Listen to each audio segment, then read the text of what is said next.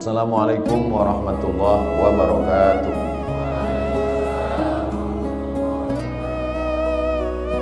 Alhamdulillah wassalatu wassalamu ala rasulillah sayyidina wa maulana Muhammad ibni Abdullah wa ala alihi wa sahbihi wa man da'a li da'watihi wa istanna bi sunnatihi ila yaumi liqa'i rabbih wa ba'd. Hadirin hadirat, muslimin muslimat, semua jamaah yang berhadir ini insyaallah dimuliakan Allah Subhanahu wa taala. Amin ya rabbal alamin. Semoga kita semua istiqamah iman dan Islam. Amin ya rabbal alamin. Tajuk kita pada kajian duha ini, hijrah menuju ridha Allah Subhanahu wa taala. Yang pertama kita bahaskan dulu makna hijrah. Hijrah itu maknanya meninggalkan kota Makkah menuju kota Al-Madinah Al-Munawwarah, hijrah. Tapi kalau hari ini orang mengatakan marilah kita hijrah, kita nak pindah ke mana? Maka kata Nabi SAW, la hijrata ba'dal fath. Selepas Makkah itu diselamatkan, Fathu Makkah, dibebaskan daripada penyembahan berhala Lata, Uzza, Manat, Hubal, Jibti, Tauhud, Naham, la hijrata ba'dal fath. Selepas Fathu Makkah tahun ke-8, maka tak ada lagi hijrah. Jadi kalau ada orang hari ini, marilah kita hijrah. Ya, pagi ini saya hijrah dari Kuala Besut ke Macang. Malam tadi tazkirah di Kuala Besut. Meninggalkan Kuala Besut, sekarang saya di Macang, hijrah, meninggalkan.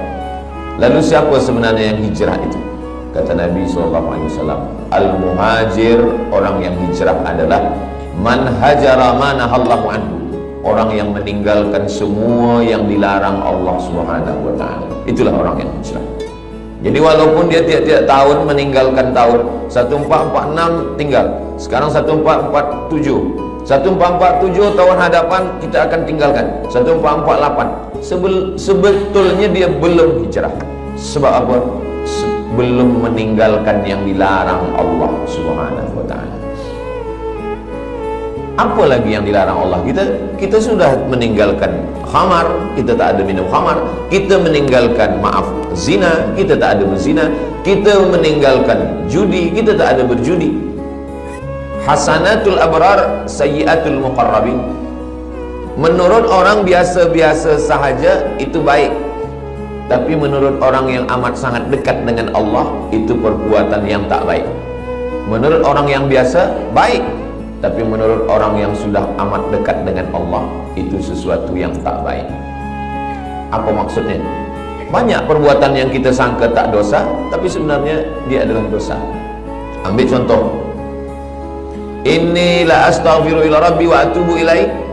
Kata Nabi SAW, saya beristighfar, minta ampun kepada Allah mi'ata marrah, 100 kali sehari semalam. Padahal Nabi maksum, Nabi tak ada dosa, Nabi suci, Nabi bersih. Kenapa Nabi beristighfar? Hadis ini muskil, problem. Maka dibahaskan oleh para ulama, kenapa Nabi beristighfar 100 kali sehari semalam, padahal dia tak ada dosa, tak ada silap, tak ada salah. Rupanya dosa Nabi bukan minum khamar, na'udzubillah, bukan syirik, na'udzubillah. Dia merasa kalau dia lupa sesaat sahaja, dia sudah anggap itu sebagai dosa kepada Allah Subhanahu wa taala. Jadi makna hijrah adalah meninggalkan sesuatu walaupun nampaknya kecil, tapi dia membuat kita jauh daripada Allah Subhanahu wa taala. Saya sudah hijrah, Ustaz Abdul Samad, saya tak ada buat dosa lagi. Ketika kita mengatakan kita tak berdosa, sebenarnya kita sedang berdosa. Dosa kita apa? Dosa merasa diri kita suci.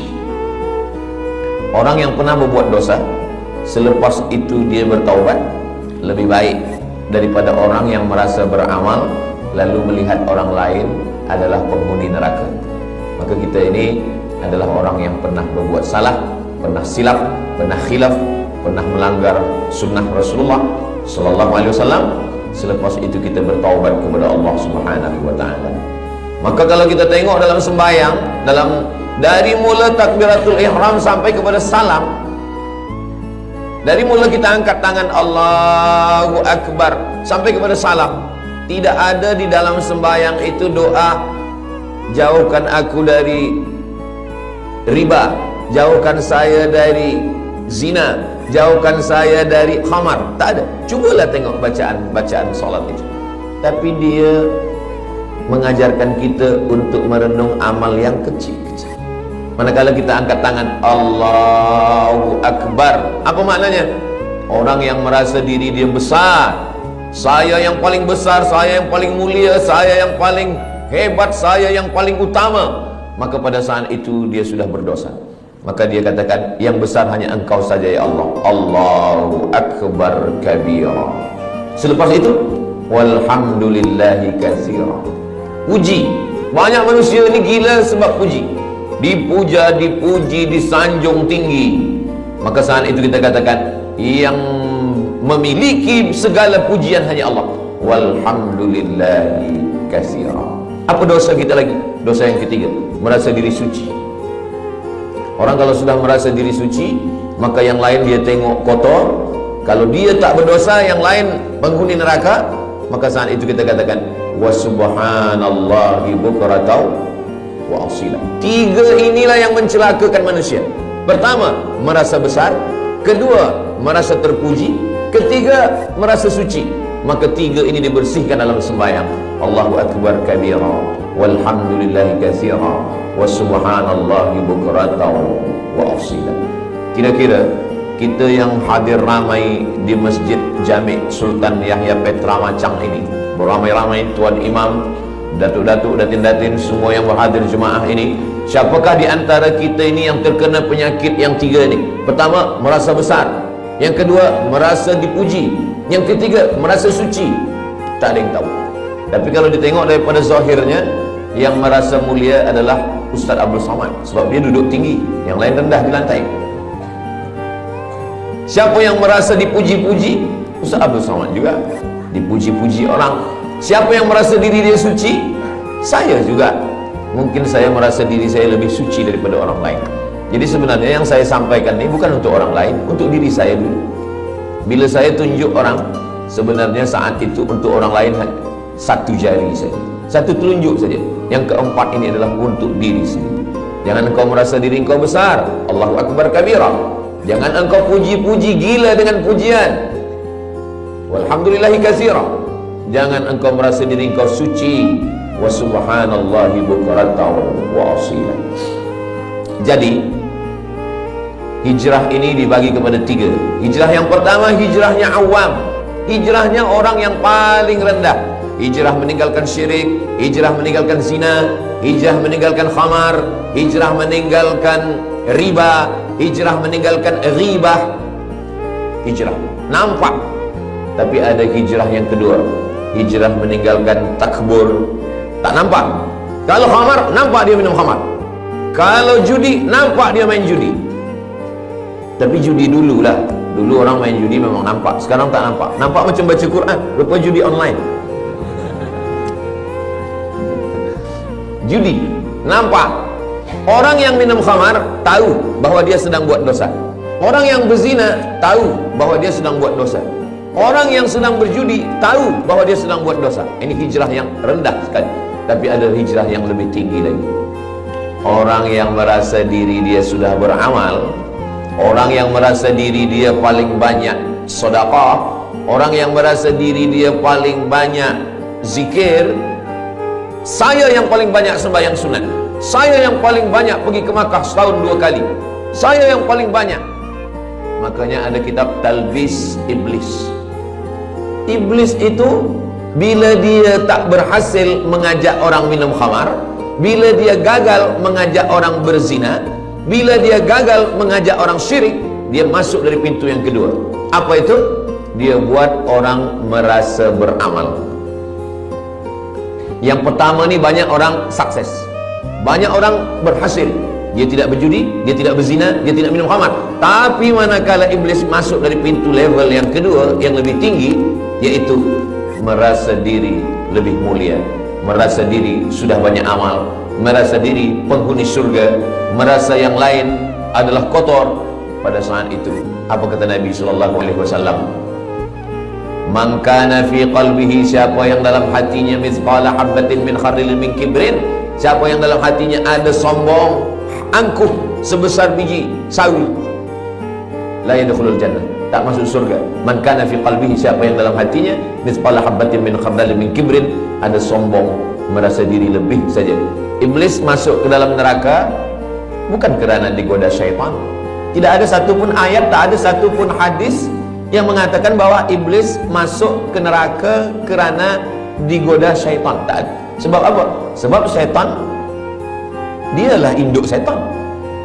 Macam mana syaitan nak goda dia?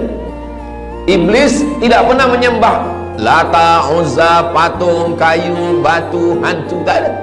Iblis tidak menyembah apapun. Dia menyembah Allah. Lalu kenapa dia keluar daripada surga? Allah Ta'ala bertanya. Allah bertanya bukan Allah tak tahu. Allah Maha tahu. Tapi Allah nak bagi tahu bagi sesiapa sahaja yang tak tahu. Malaka anta takabbara fiha. Kenapa engkau merasa diri engkau besar? Engkau merasa diri engkau mulia, wahai iblis. Apa kata iblis? Khalaqtani min nar. Engkau ciptakan aku daripada api. Wa khalaqtahu min tin. Adam engkau ciptakan daripada tanah. Ana khairum minhu. Saya lebih mulia daripada dia. Iblis dikeluarkan daripada surga bukan kerana minum khamar, bukan kerana berzina, bukan kerana menyembah berhala, bukan kerana perbuatan yang zahir, tetapi kerana perbuatan yang batin. Jadi hijrah kita adalah meninggalkan yang zahir. Selepas itu level yang kedua adalah meninggalkan yang batin. Hasad, dengki, busuk hati, merasa mulia, merasa lebih hebat, merasa banyak amal. Tapi ada yang lebih tinggi lagi, lalai mengingat Allah Subhanahu wa ta'ala.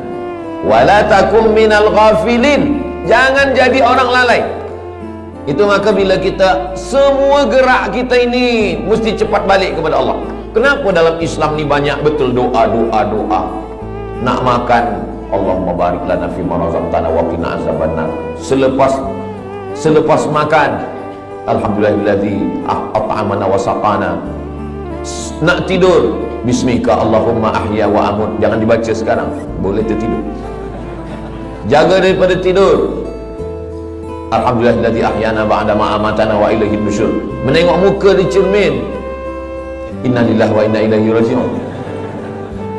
Allahumma kama hassanta khalqi fahassin khuluqi. Kenapa banyak betul dalam Islam ni doa. Naik kereta, subhanalladzi sakhkhara lana hadza wa ma kunna lahu muqrinin wa inna ila rabbina lamunqalibun. Bismillahirrahmanirrahim wa mursaha inna rabbil ghafurur rahim. Kalau orang faham, sebenarnya setiap gerak kita mesti ingat kepada Allah Subhanahu wa ta'ala. Inilah hijrah level yang ketiga. Jadi kalau yang pertama mungkin kita dah tinggalkan semua yang haram-haram. Alhamdulillah Ustaz Somad, saya tak ada guna narkotik lagi, saya tak ada minum khamar, tak ada. Kenapa? Sebab tak ada yang jemput saya. Kalau free saya ikut juga. Na'udzubillah. Betul-betul lillahi ta'ala. Level yang kedua, bersihkan hati. Dia tak nampak lagi dosa-dosa yang tak nampak lagi, tapi dia ada dalam hati. Maka kata Nabi, ala fil jasadi mudghah. Di dalam badan ini ada seketul, ada segumpal, ada sekepal. Idza salahat salahal jasadu kullu. Kalau dia bersih, yang lain ikut bersih.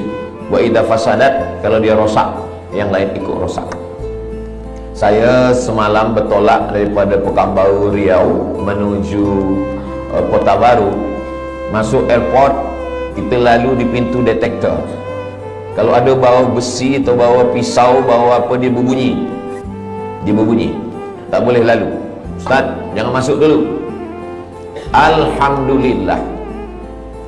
Kalaulah ada pintu macam itu juga, orang Jepun buatkan pintu detektor, tapi dia bukan untuk besi. Detektor untuk penyakit takbur. Dipasang di pintu Masjid Jami' Sultan Yahya Petra Macam. Siapa yang masuk pintu ni berbunyi. Jamaah lalu berbunyi dia kecil. Tapi bila Ustaz Somad lalu, selepas itu Ustaz Somad pula yang bercakap kepada jamaah bagi tazkirah, marilah kita bersihkan hati kita. Semua jamaah tersenyum. Hati Ustaz lebih kotor daripada hati kan?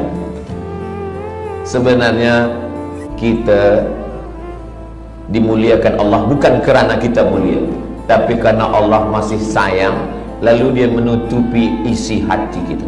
Cuba kalau Allah tak sayang, sekali kita sombong, Allah tumbuhkan satu tai lalat di muka kita. Mungkin muka kita ini dah hitam semua. Sekali kita merasa hasad, terus saja dinampakkan Allah secara zahir, tapi Allah masih sayang dengan kita. Allah masih tutup aib kita. Allah masih sayang dengan kita. Allah tak nampakkan itu di hadapan manusia. Maka amalan yang paling elok adalah amalan istighfar. Astaghfirullahalazim alladzi la ilaha illa huwal hayyul qayyum wa atubu ilaih. Amalan yang lain boleh membuat orang sombong. Saya khatam Quran satu hari 2 juzuk, saya khatam Quran 1 bulan 10 kali, boleh buat orang sombong. Saya profesor, boleh buat orang sombong. Tapi amalan istighfar, makanya ada orang kadang istighfar saja amalannya, astagfirullah, astagfirullah. Tapi jangan sebab tazkirah ini dibalik-balik. Saya tak ingin kaji kita ini dibalik. Selepas ini bila ada orang, maksud saya, bila selama ini memang hafaz Quran, teruslah murajaah, jangan berhenti. Jangan sebab tazkirah Ustaz Abdul Samad ni, nanti petang balik dari masjid Jami' ni ditanya, awak tak baca Quran? Nanti kalau baca Quran ni kita boleh sombong. Jadi kita istighfar saja. Bukan itu maksud saya. Kita tetap baca Quran, kita tetap hafaz Quran, kita tetap buat baik sedekah, tapi bersihkan hati kita dengan memperbanyak istighfar. Istighfar pun betul-betul dari lubuk hati yang paling dalam. Itulah makna hijrah. Astaghfirullahalazim alladzi la ilaha illa huwal hayyul qayyum wa atubu ilaih. Sebab setengah orang ada dia nak ingin supaya banyak. Sebab kata tok guru, engkau istighfar 100 kali sehari. Sebab dia nak banyak, maka istighfar ni dia cakap bunyi banyak-banyak hingga bunyinya pun tak nampak lagi. Bila kita dengar dekat tak apa-apa, macam makan bubur kacang hijau panas. Kita tidak begitu. Kita sebab ingin banyak bukan berarti cepat, maka kita tetap pelan. Astaghfirullahalazim alladzi la ilaha illa huwal hayyul qayyum wa atubu ilaih. Apa janji Nabi sallallahu alaihi wasallam untuk orang yang banyak istighfar? Man lazimal istighfar, siapa yang membanyakkan istighfar, siapa yang melazimkan istighfar, ja'alallahu lahu min kulli dhiqin makhraja, segala kesempitannya Allah bagi makhraja, kelapangan. Wa min kulli hammin faraja, segala kesusahannya dibagi Allah kebahagiaan. Wa razaqahu min haitsu la yahtasib, diberi Allah rezeki dari jalan yang tidak disangka-sangka. Semoga kita termasuk orang yang beristighfar, insyaallah. Itu janji Nabi. Janji Allah Ta'ala dalam Al-Quran untuk orang yang beristighfar ada 6. Surat Nuh ayat 10 hingga 11. Faqultu astaghfiru rabbakum, perbanyaklah beristighfar kepada Allah. Innahu kana ghaffara, diampunkan Allah dosa. Yursilis samaa'a 'alaikum midrara, diturunkan hujan. Wa yumdidukum bi amwalin, diberikan harta. Wa banin, anak. Wa yaj'al lakum jannatin, diberikan taman-taman surga. Wa yaj'al lakum anhara, diberikan sungai. Makna sungai adalah rezeki yang tak putus. Makna sungai adalah kelapangan hati. Makna sungai adalah anak yang soleh. Makna sungai adalah hati yang lapang. Begitulah Allah memberikan keutamaan istighfar. Maka setiap ingat dosa, setiap merasa kita lebih suci, setiap merasa kita lebih mulia, setiap merasa ada hasad dengki, setiap merasa, maka kita katakan astaghfirullahalazim alladzi la ilaha illa huwal hayyul qayyum wa atubu ilaih. Kalau kita tengok nabi-nabi itu, nabi-nabi itu dia tak ada minta. Di dalam 3 kegelapan, gelap malam, gelap laut, gelap perut ikan. Dalam gelap malam 1 gelap, dalam gelap laut 2 gelap, gelap perut ikan 3 gelap. Dan dia tak ada minta keluarkan aku dari gelap ini, terangkanlah ya Allah. Tak ada. Apa doa? Apa minta dia? La ilaha illa anta subhanaka inni kuntu minaz zalimin. Anak kita pun hafaz. Cuma kadang kita lupa. Bila lampu padam, kita pun terkejut. Padahal kita hafaz la ilaha illa anta subhanaka inni kuntu minadh dhalimin. Banyak orang menghafaz doa, banyak orang menghafaz doa, tapi setakat menghafaz. Bila kita hanya menghafaz doa dan kita lupa bila peristiwa itu terjadi, maka kita lebih kurang macam burung yang boleh bercakap. Burung bila diajar dia bercakap, good morning, good morning, good morning. Pukul 5 petang pun bila kita datang, good morning juga dia kata. Sebab apa? Sebab dia menghafaz saja. Banyak orang menghafaz doa tapi dia tidak berdoa. Banyak orang menghafaz zikir tapi sebenarnya dia tidak berzikir. Maka makna zikir itu adalah mulut menyebut, hati mengingat, fikiran dengan penuh kesedaran. Mulut menyebut subhanallah, alhamdulillah, la ilaha illallah, wallahu akbar, afdalu dzikri fa'lam annahu la ilaha illallah. Lalu kemudian hati mengingat. Kalau mulut menyebut berbunyi, bersuara, lidah bergerak, tapi ketika hati tak ada bunyi, tak ada suara. Makanya kalau ada seseorang diam saja, itu dia sedang mengingat. Bila kita tanya, awak ingat siapa? Bini saya. Alhamdulillah, asal jangan bini orang, na'udzubillah. Allah Subhanahu wa taala ajarkan kita ini semua supaya apa? Supaya kita hijrah. Hijrah daripada lalai kepada zikir, hijrah daripada syirik kepada tauhid, hijrah daripada maksiat kepada taat. Maksiatnya ada yang zahir, maksiat ada yang batin, dan maksiat ada yang paling halus sekali adalah lalai. Kenapalah Allah bagi saya sakit, Ustaz Abdul Samad? Padahal saya ni kalau sihat, saya boleh membina masjid. Kalau sihat, saya boleh menolong anak yatim. Saya ni baik kalau sihat, tapi kenapa saya sakit? Kalau kamu sihat, kamu bersama nikmat Allah. Tapi kalau kamu sakit, kamu bersama Allah. Orang kalau sedang sihat, dia bersama nikmat Allah. Tapi kalau sedang sakit, dia sedang bersama dengan Allah. Allah ingin antara dia dengan hambanya tidak lagi ada penghalang. Nikmat pun boleh menjadi penghalang. Makanya Nabi Muhammad SAW, apa kata Allah Ta'ala? Yas'alunaka 'anil khamri wal maisir. Kalau mereka bertanya kepada engkau tentang khamar dan judi, qul, katakan ya Muhammad SAW, yas'alunaka 'anil ahillah. Kalau mereka bertanya kepada engkau tentang anak bulan, bulan hilal, bulan sabit, qul, katakan ya Muhammad SAW, yas'alunaka madza yunfiqun. Kalau mereka bertanya kepadamu tentang apa yang disedekahkan, qul, katakan ya Muhammad SAW. Tapi bila tentang zikir, wa idza sa'alaka ibadi anni, kalau hambaku bertanya kepada engkau tentang aku, tak ada Allah mengatakan katakan ya Muhammad, tidak. Tapi Allah terus saja berkata, wa idza sa'alaka ibadi anni fa inni qarib, aku dekat. Apa kata ahli tafsir? Allah ingin supaya antara kita dengan Allah tak ada sempadan, tak ada perantara, tak ada penghalang, tak ada apapun, supaya kita ingat kepada Allah. Jadi kalau kita dah buat baik, kita dah hijrah, kita dah taubat, tapi kita tetap juga dibagi Allah sakit, sebenarnya Allah ingin supaya kita sujud lebih lama, supaya kita mulut lebih banyak berzikir, supaya kita berdoa tangannya mengangkat ke atas, supaya kita melelehkan air mata. Orang kalau hidupnya senang, kenyang, tenang, biasa doa biasa-biasa saja. Tapi kalau dia sedang susah, payah, maka doanya lebih khusyuk. Orang kalau hidupnya senang, tenang, kenyang, doa biasa saja. Kadang doa pun tangan di atas kaki. Kalau ada orang berdoa tangan di atas kaki, itu sama maknanya nak bagi-bagilah, tidak pun tak apa. Tapi kalau Nabi, cubalah tengok macam mana Nabi berdoa malam perang Badar. Nabi pada malam perang Badar, tarikh 2 hari bulan Ramadan, pada saat itu Allah 17 Ramadan, Yaumal Furqan, Yaumal Taqal Jam'an, 17 Ramadan. Nabi SAW pada tahun kedua, kena 2 hijrah, Nabi SAW mengangkat kedua tangan. Dan ketika itu Nabi meletakkan surbannya di bahunya, datang angin kencang, jatuh. Biasa orang kalau surbannya jatuh, dia angkat surban dulu. Tapi Nabi tetap. Datang Sayyidina Abu Bakar Siddiq, hasbuka ya Rasulullah, cukuplah itu ya Rasulullah. Nabi tetap juga berdoa kepada Allah Subhanahu wa ta'ala. Jadi hijrah ini betul-betul kita hijrah, bukan setakat pindah dari tahun 1446, tapi kita pindah kepada tahun 1447, meninggalkan semua yang dilarang Allah Subhanahu wa taala. Hijrah.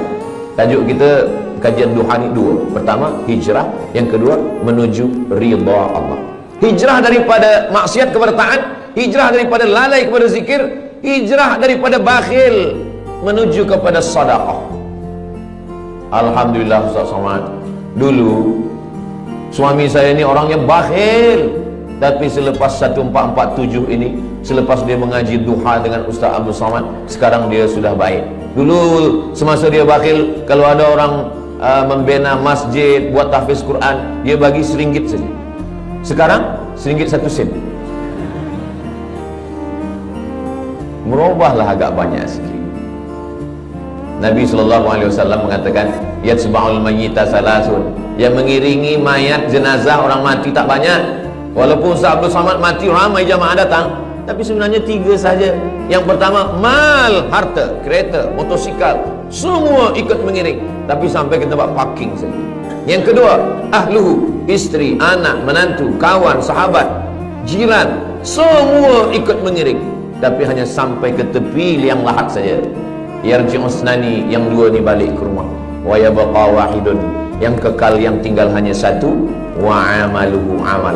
Dan di antara amal yang banyak ini, ada haji, ada umrah, ada zikir, ada hafaz Quran, ada baca Quran. Di antara 3 amal-amal yang banyak pun, di antara amal itu, orang-orang mati itu kalau ditanya dia, wahai mayat-mayat, wahai jenazah-jenazah, wahai orang mati, maukah kamu hidup lagi? Dalam Al-Quran Allah Ta'ala bercerita khas untuk itu. Orang mati itu menjawab, laula akhartani ila ajalin qarib, ya Allah, kalau engkau bagi kami hidup lagi, bagilah kami hidup lagi ya Allah, qarib, kejap, sikit saja, 1 minit, 1 second pun boleh engkau bagi hidup kami. Kata Allah Ta'ala, kalau aku bagi kamu hidup, kamu nak buat apa? Mereka tak ada cakap kami nak buat haji, tak ada. Kami nak buat umrah, tak ada. Kami nak buat sembahyang, tak ada. Lalu Allah tanya, kamu nak buat apa kalau aku bagi hidup? Fa'as-saddaqa, kami ingin bersedekah. Kami ingin bersedekah. Maka hijrah maknanya dari bakhil kepada sedekah. Mari kita lancarkan kutipan derma. Sebenarnya saya nak masukkan ini bagi tujuan sumbangan pembangunan Ma'had Tahfiz Al-Quran dan tabung pengimarahan Masjid Sultan Yahya Petra Macang. Jadi nanti bila dah tegak berdiri Ma'had Tahfiz Quran, anak-anak kita menghafaz, membaca Quran pagi, petang, siang, malam, zuhur, asar, maghrib, isyak, subuh, tahajud, witir, duha, mengalirlah pahalanya untuk kita semua hingga hari kiamat insyaAllah. Isikan ke jangan saya yang isi, bawakan kepada semua jamaah, supaya itu akan menjadi amal jariah yang akan menjadi bekal kita nanti menghadap Allah Subhanahu wa ta'ala. Kemana duit ringgit tadi? Hilang pula. Iya, bagi masuk. Duit yang banyak, lama hidup banyak dirasa, jauh berjalan banyak ditengok. Saya dah pergi ke mana-mana tempat, belum pernah. Saya dah pergi ke Sabah, saya pergi ke Sarawak, saya pergi ke Miri, saya pergi ke Terengganu, saya ke Selangor, saya ke Johor, Kuala Lumpur. Belum pernah saya tengok orang Malaysia meninggal membawa ringgit. Ma akalta fa'afnaita, yang dimakan busuk. Wa ma labista fa'ablaita, yang dipakai lapuk. Wa ma tasaddaqta fa'amdaita, yang disedekahkan untuk Ma'had Tahfiz Quran Masjid Jami' Sultan Yahya Petra Macang. Inilah yang akan kekal abadi hingga hari kiamat nanti insyaAllah. Amin ya rabbal alamin. Rumah besar yang kita tinggalkan, bila kita mati, habis, diambil semua oleh ahli waris, anak kita, cucu kita, semua bertukar, sijil-sijil semua hilang. Kita pun akan menjadi sesuatu yang terlupakan, orang tak ingat lagi dengan kita. Tapi Ma'had Tahfiz ini insyaAllah semua budak-budak akan belajar membaca Quran, berzikir, belajar sembahyang. Nanti dia pula akan mengajar anak dia, isteri dia, murid-murid dia. Itulah yang boleh menolong kita di hadapan Allah. Niatkan sedekah ini untuk almarhumah mak saya, almarhum ayah saya. Jadi boleh dapat dua-dua. Kita dapat, orang-orang tua kita pun dapat. Datang sahabat Nabi namanya Sa'ad, berjumpa kepada Nabi Muhammad SAW.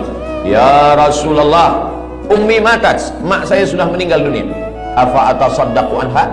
Kalau saya bersedekah, sampaikah sedekah ini kepada almarhumah mak saya? Kata Nabi SAW, tasaddaq, bersedekahnya. Itu dalil bahwa sedekah ini sampai. Ayu sadaqatu afdal, apa sedekah yang paling afdal? Kata Nabi, suqya al-ma, memberi air minum. Kalau air minum saja sampai, apalagi kelas tahfiz. Kalau air minum saja sampai, apalagi gedung binaan yang tinggi, 2 aras, 3 aras, 4, budak-budak boleh belajar sembahyang, maka insya Allah itu menjadi cahaya sesuai dengan doa kita, Allahumma ja'al quburahum rawdatan min riyadil jinan, jadikan kuburnya salah satu daripada taman-taman surga insyaallah, amin ya rabbal alamin. Kalau saya bacakan Al-Fatihah untuk almarhumah mak saya, ayah saya, maka automatically sampai. Tapi kalau saya nak bacakan Al-Fatihah untuk orang lain, saya mesti sebutkan ila ruhi fulan bin fulan fulanah binti fulan. Itu maka bila malam tahlil kita baca ila arwahi fulan bin fulan wa fulanah binti fulan. Sebab apa? Sebab orang lain sebenarnya tak ada hubungan nasab.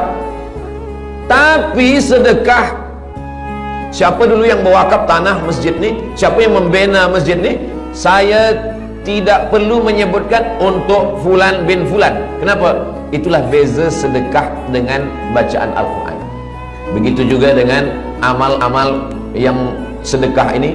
Semua orang yang bersedekah, membina masjid, tahfiz Quran, tanpa dia sebutkan namanya, maka kita semua yang ada di masjid ini, dari mulai tahiyatul masjid, solat doa, subuh tadi, zuhur, asar, maghrib, isya, sampai hari kiamat, mengalirlah pahala dia.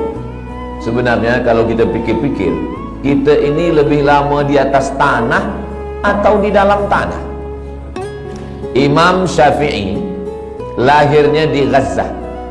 Gaza sekarang, Gaza. Mudah-mudahan Allah menolong saudara kita di Gaza. Imam Syafi'i lahir di Gaza tahun 150. Meninggalnya di Mesir, di Kahirah tahun 204. Lahir 150, meninggal 204. Jadi kalau begitu Imam Syafi'i di atas tanah ini berapa lama? 54 tahun sahaja. 54 tahun. Tak sampai umur Nabi 63 tahun. Imam Syafi'i lebih lama dia di atas tanah, hanya 54 tahun. Imam Syafi'i meninggal tahun 204. Hari ini sudah 1447. Maknanya Imam Syafi'i di dalam tanah, di alam barzah, sudah lebih 1200 tahun. Tapi Imam Syafi'i amal dia tak putus. Malaysia, Patani, Brunei Darussalam, Moro Filipin, Indonesia, Yaman, Mesir, Iraq, Jordan, semua bermazhab Syafi'i. Jadi kalau kita tengok jam, itu setiap detik, itu setiap second, itu orang menyebut Syafi'i, Syafi'i, Syafi'i, Syafi'i, Syafi'i, Syafi'i. Dari mana kita tahu sembahyang? Dari perukunan Melayu. Perukunan Melayu itu diambil daripada mana? Dari kitab Sabilal Muhtadin, Syekh Muhammad Arsyad Al-Banjari. Sabilal Muhtadin diambil daripada mana? Dari kitab-kitab fiqh mazhab Syafi'i. Kitab fiqh mazhab Syafi'i yang paling kecil, Matan Taqrib. Yang agak besar, Fathul Qarib.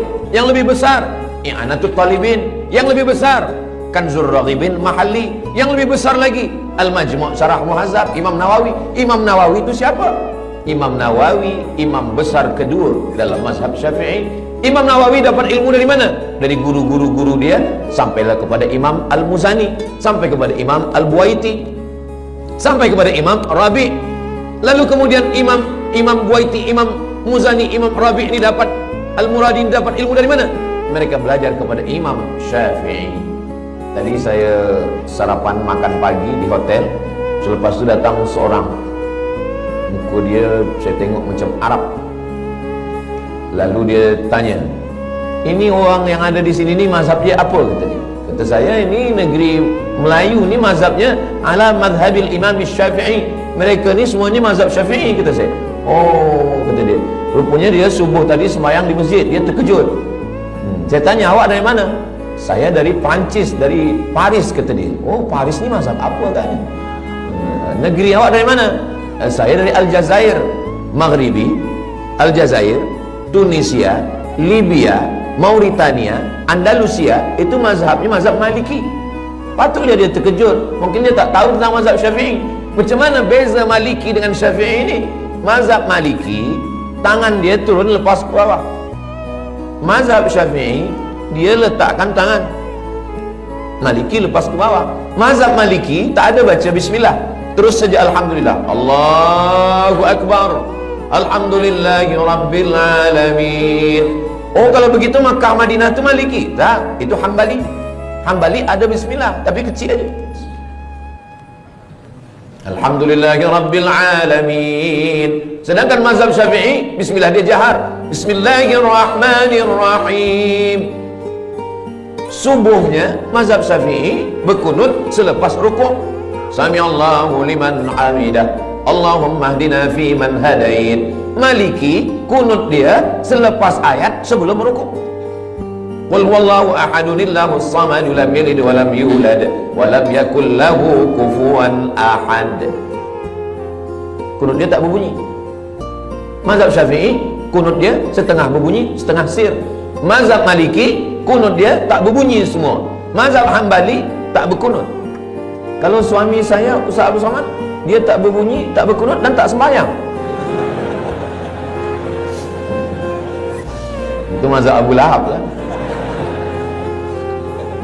Saya ingin nak sampaikan, walaupun Imam Syafi'i duduk atas dunia ni 54 tahun, tapi amal dia 1200 tahun sampai hari kiamat. Orang masih tetap waqala al-Imam Syafi'i, waqala al-Imam Muhammad bin Idris Asy-Syafi'i. Kita apa yang boleh kita tinggalkan? Meninggal kita hari ini, esok orang dah lupa dengan kita. Kita hidup sekarang 3 hari kita tak isi status di FB, orang dah lupa dengan kita. Itu maka lepas program ini nanti kita status. Supaya apa? Supaya kita saling mengingatkan wa tawasau bil haq wa tawasau bis sabr. Saya cuma nak mengingatkan bahawa imam-imam yang mulia-mulia itu mereka sudah meninggalkan amal. Kita apa yang nak kita tinggalkan? Inilah yang kita nak tinggalkan. Ma'had Tahfiz Quran Masjid Jami' Sultan Yahya Petra Macang. Kalau nanti tegaklah binaan Tahfiz Quran ini, Ustaz Abdul Somad balik ke Pekanbaru Riau.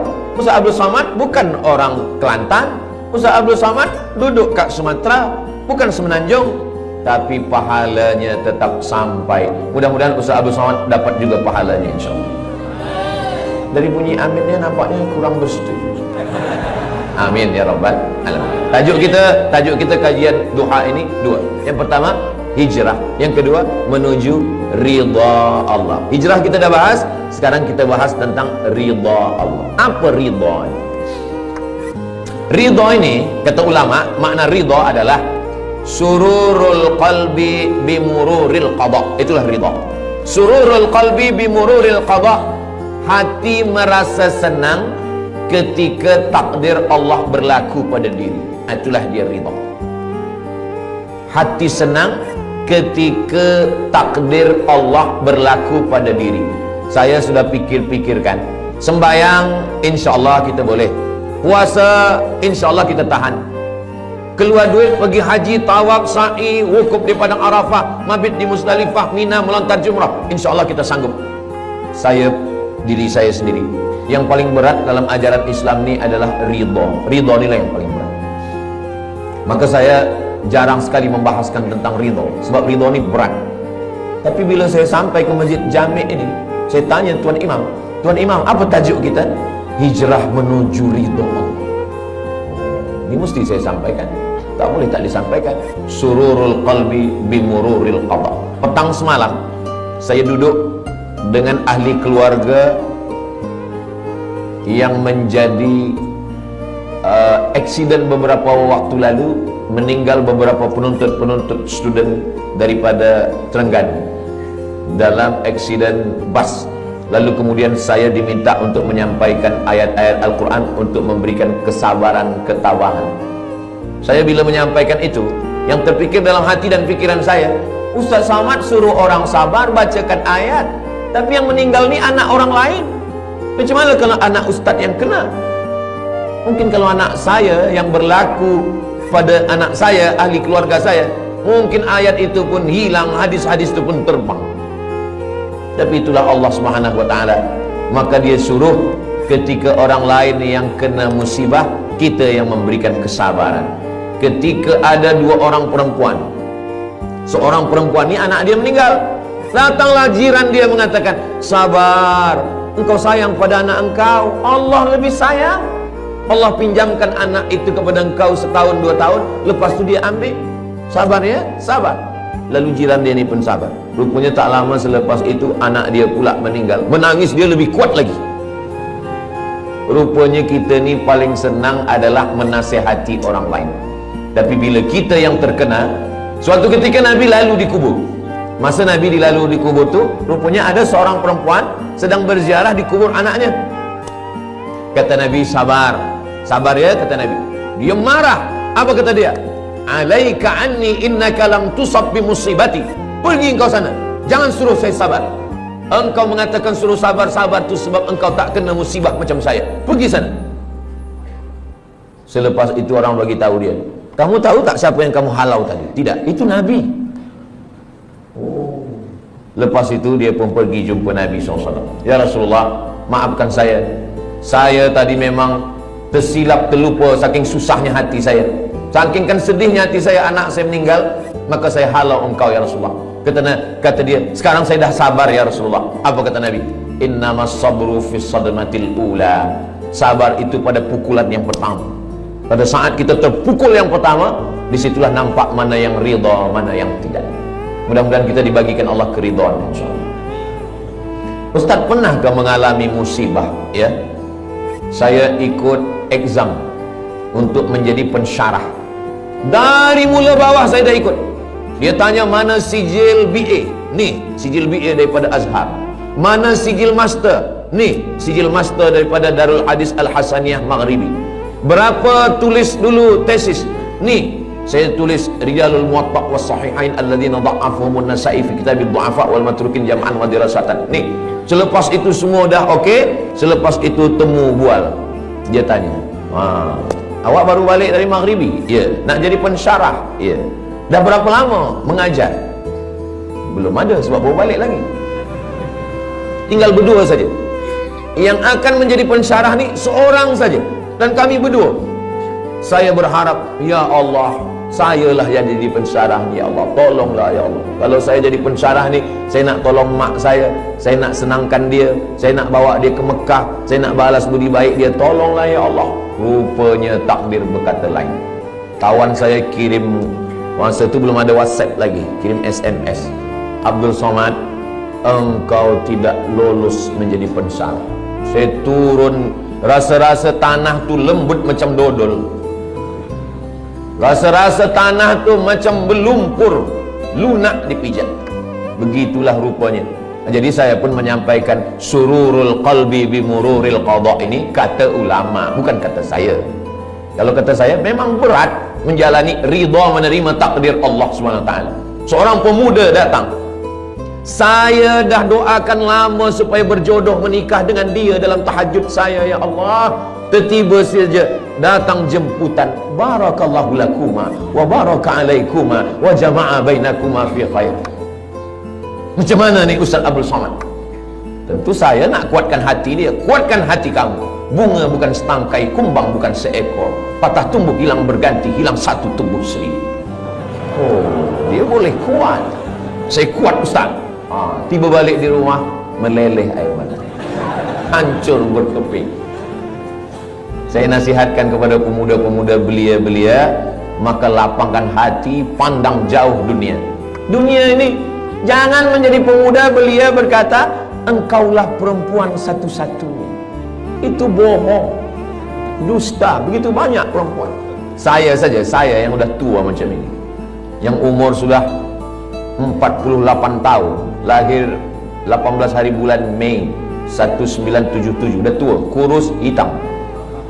Cubalah tengok di komen-komen Instagram, di YouTube tu, masih ada orang tulis, Ustaz Abdul Somad, jadikan saya yang kedua ya. Saya nak bagi tahu supaya dunia ni bukan sempit betul. Dunia ini sebenarnya lapang. Lalu yang membuat dunia ini sempit siapa? Kita sendirilah yang membuat dunia ini sempit. Dunia ini adalah apa yang ada dalam fikiran kita. Makanya Nabi Musa dengan Nabi Muhammad SAW itu beza. Kalau Nabi Musa itu dia berdoa, Rabbi syrahli sadri, lapangkan dadaku, wa yassirli amri, mudahkan urusanku, wahlul uqdatan min lisani, lancarkan lisanku, yafqahu qauli, supaya orang faham apa yang aku sampaikan. Tapi Sayyidina Muhammad SAW, dia belum berdoa Allah dah bagi. Apa kata Allah? Alam nashrah laka sadrak, sudah aku lapangkan dadamu. Maka saya dua-dua ini saya pakai, Rabbi syrah li sadri wa yassir li amri wahlul 'uqdatam min lisani yafqahu qawli. Tapi yang untuk Nabi Muhammad pun saya baca juga, alam nashrah laka sadrak wa wada'na anka wizrak alladhi anqadha dhahrak wa rafa'na laka dhikrak. Dua kali Allah ulang, fa inna ma'al usri yusra. Sekali lagi, inna ma'al usri yusra. Kenapa diulang dua kali? Kata ahli tafsir, at-tikrar lit-taukid. At-tikrar diulang-ulang itu lit-taukid, untuk menekankan makna. Esok kabar-kabarnya Ustaz Somad datang ke Masjid Jami' Sultan Yahya Petra Macang. Betul. Tapi dia ragu, dia tanya lagi, betul kah Ustaz Somad? Betul, betul, betul. Dia ragu, dia tanya 3 kali, betul kah Ustaz Somad esok datang? Wallahi, tallahi, billahi, dia datang. Rupanya betul-betul datang. Jadi pengulangan itu maka diulang Allah. Fabi ayyi ala'i rabbikuma tukadziban. Kenapa kamu masih mendustakan lagi nikmat Allah Subhanahu wa taala? Nah, macam mana kita boleh mencapai sururul qalbi bi mururil qada? Ustaz Abu Samad nak bahaskan tentang hati senang menerima takdir. Dia pun dulu waktu menerima takdir itu dia risau, dia gelisah, dia susah. Kita semasa senang banyak kawan, semasa gelak banyak sahabat, tapi bila kita susah, kita sedang dipertemukan dengan teman sejati. Orang yang senang ketawa banyak kawan, tapi kalau kita sedang susah, disitulah kita punya sahabat yang baik. Ketika Nabi dikejar dalam peristiwa hijrah, siapa sahabat-sahabat yang paling dekat? Sayyidina Abu Bakar Siddiq, Sayyidina Ali bin Abi Talib. Maka kalau kita ingin ridha kepada takdir Allah, jangan bersendirian. Man syadda finnar, siapa yang sendiri-sendiri masuk neraka. Alaikum bil jamaah, maka hendaklah kita berjamaah. Masalul mukminin kamasalil asjar. Orang beriman ini macam pokok kayu. Pokok kayu kalau dia sebatang, datang angin kencang patah. Tapi kalau pokok kayu ini ramai, pokok kayu yang ramai, datang angin dari sini, ditolong kayu yang ini. Datang angin dari sini, ditolong kayu sini. Maka kita bersama-sama berjamaah, jangan bersendirian. Sembahyang berjamaah. Ini kadang pemuda belia ni sekarang bila kita tanya, kenapa awak tak pernah datang ke Masjid Jami? Saya tengok tak pernah ke surau. Kenapa tak sembahyang berjamaah? Saya nak jaga hati saya supaya jangan riak. Ini kerja setan. Kata setan, awak jangan sembahyang ke masjid. Nanti bila sembahyang ke masjid, hati awak riak, dipuji orang, ditengok orang, diambil gambar orang. Jadi awak baik sembahyang di kamar, di bilik. Nanti bila dia sembahyang di bilik, apa kata setan? Kalau awak sembahyang, awak merasa sudah beribadah. Jadi yang paling elok jangan sembahyang. Alladzi yuwaswisu fi sudurin nas minal jinnati wan nas. Yang berbisik ni dua. Yang pertama jinnati, yang kedua nas. Kalau yang berbisik ini jinnati, senang kita nak halau dia. Allahu la ilaha illa huwal hayyul qayyum. Tapi kalau yang berbisik ini nas, kita halau dia dengan ayat kursi, dia hafaz Yasin. Maka berjamaah supaya kita senang menerima takdir Allah berjamaah. Bila kita lupa, bila kita silap, bila kita khilaf, bila kita selalai, ada orang lain yang ingatkan kita. Yang kedua, wasta'inu bis sabri. Sabri maknanya menahan. Sabri maknanya imsak. Sabri maknanya saum. Makanya bulan Ramadan itu disebut dengan fasum saumas sabri. Sabri menahan. Tahan tangan, jangan pukul-pukul pipi. Sebab dulu orang kafir musyrik jahiliyah bila ada keluarga dia mati dia potong. Rupanya sekarang nih saya tengok ada video, ada satu suku di Afrika ke di mana, bila ada keluarga yang mati, kita mesti sedih seperti mati. Maka bila ada keluarga yang mati, jari ini mesti dipotong. Iya kalau yang mati satu, kalau 10 Dalam Islam kita diajarkan untuk menahan. Tahan pipi, jangan dipukul. Tahan tangan, jangan menarik. Sebab dulu bila ada orang meninggal, menarik-narik rambut, mencakar-cakar muka. Syukur kalau yang ditarik rambut dia. Kalau rambut orang lain, wasaqal juyub, mengkoyak-koyak baju, jangan sampai. Maka kita tahan tangan. Lisan, mulut, kenapa ayah saya, kenapa mak saya, kenapa isteri saya, kenapa suami saya, tahan mulut. Maka mulut istirja, inna lillahi wa inna ilaihi raji'un. Hati berzikir, la ilaha illallah, subhanallah, walhamdulillah, wa la ilaha illallah, wallahu akbar. Lalu kemudian bisabri, menahan. Tapi ada yang tak boleh ditahan. Air mata tak boleh ditahan. Air mata meleleh. Meninggal anak Nabi umur 18 bulan, anak lelaki. Nabi tak ada anak lelaki. Qasim meninggal, Sayyidina Abdullah meninggal, Zainab meninggal, Ruqayyah meninggal, Ummu Kulthum meninggal. 3 anak perempuan meninggal. Sayyidatuna Fatimah meninggal 6 bulan selepas Nabi meninggal. Abdullah meninggal, Al-Qasim pun meninggal. Tiba senangnya hati Nabi, lahir anak lelaki dari perempuan dari Mesir, namanya Maria Al-Qibtiyah, umur 18 bulan meninggal. Siapa yang punya anak 18 bulan, sedang comel-comelnya, sedang elok-eloknya, sedang sayang-sayangnya, meninggal, nangis Nabi. Datang sahabat bertanya, ama tarda ya Rasulullah, apakah engkau tidak ridha ya Rasulullah? Kata Nabi, saya ridha. Kalau engkau ridha, kenapa menangis? Kata Nabi, ini air mata kasih sayang. Itu maka menangis boleh. Ada perempuan menangis, lalu kemudian Abu Bakar marah, jangan menangis, kata Abu Bakar. Kata Nabi SAW. Kata Umar, jangan menangis, kata Umar. Kata Nabi SAW, da'hunna ya Umar, biarkan mereka. Yang tak boleh itu meratap, yang tak boleh itu meraung. Adapun melelehkan air mata, maka itu adalah air mata kasih sayang. Bahkan Nabi ketika menguburkan sahabat namanya Utsman bin Maz'un, Nabi turun ke liang lahatnya, Nabi pegang jenazahnya, dan air mata Nabi meleleh hingga sampai kepada janggut Nabi. Kalau air mata sampai kepada janggut, itu bukan setetes 2 tetes, tapi banyak. Itu menunjukkan air mata kasih sayang Nabi Muhammad SAW. Bila nanti jamaah yang ada di Macang mendapatkan berita Ustaz Abdul Somad meninggal, jangan datang ke Riau, jangan datang ke Pekanbaru, jangan datang melawat menengok jenazah saya. Kenapa macam tu Ustaz? Sebab tangan saya tak boleh menghapus air mata. Tapi kalau nampak-nampaknya saya ni lebih kurus, saya ni lebih tua, mungkin kalau masalah mati ni nampaknya saya lebih dulu. Janganlah macam tu Ustaz, kami ingin Ustaz sihat lebih lama tazkirah. Maksudnya saya lebih dulu mengiring jenazah awak. Mati mana ada kita tahu. Orang mati itu bukan kerana dia berperang, orang mati bukan kerana dia naik kereta. Orang kalau dah sampai ajalnya, duduk di rumah, makan, batuk pun mati. Itulah punca daripada tauhid. Tapi kalau manusia berpikir, kalaulah dulu dia tak pergi, kalaulah dulu dia begini, kalaulah dulu dia tak minum, kalaulah dulu dia tak banyak makan, kalaulah dulu, kalau, itulah yang merosakkan fikiran manusia. Satu kalau akan disusul oleh, kalaulah dulu dia tak banyak minum gula, kalaulah dulu dia tak makan kambing, kalaulah dulu dia tak makan roti, kalaulah dulu dia tidak. Padahal yang tak makan pun mati juga. Maka sebenarnya kulu, makanlah, wasrabu, minumlah, wala tusrifu, jangan mubazir, jangan melampau, jangan berlebih-lebihan, la ta'tadu, jangan melampau. Innallaha la yuhibbul mu'tadin, Allah tak suka pada orang yang melampau. Lalu kemudian bagaimana cara supaya kita ni boleh ridha? Nanti sampai masanya kita semua akan disila masuk ke dalam syurga Allah. Apa kata malaikat? Apa kata Allah? Wasiqal ladzina taqaw rabbahum ilal jannati zumara. Mereka semuanya akan dibawa masuk ke dalam surga. Begitu mereka sampai di surga, apa kata malaikat?